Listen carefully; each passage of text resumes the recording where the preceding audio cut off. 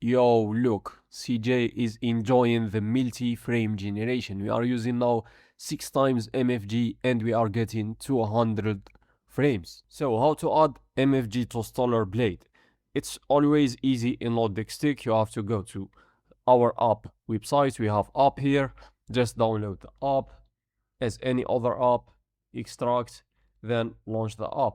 When you launch the app for the first time, it may take a longer time, but then it's easy.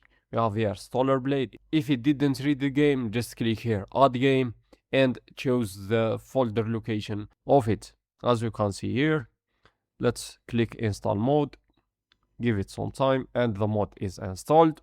Here we have toggle key because we have DLSS Enabler menu. Let's choose, for example, the home key, monitoring to see your stats if you want. Enable this. We have ghost booster to reduce ghosting. You can enable this also, and other settings if you have problem with enabling DLSS frame generation in the game.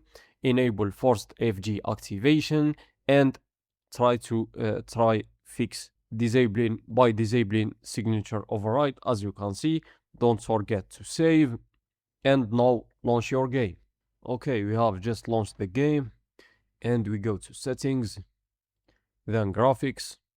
Okay, let's go here, then go down. Where is the frame generation? Okay, we have DLSS frame generation.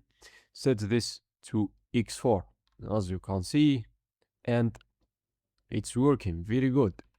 Okay, we have just set home key to open the DLSS Enabler menu. You can tweak the same settings as the app here.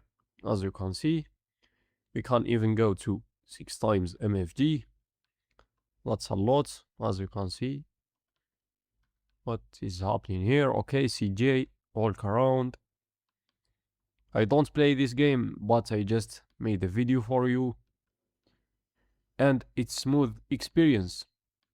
Okay, thank you for watching. See you in the next one.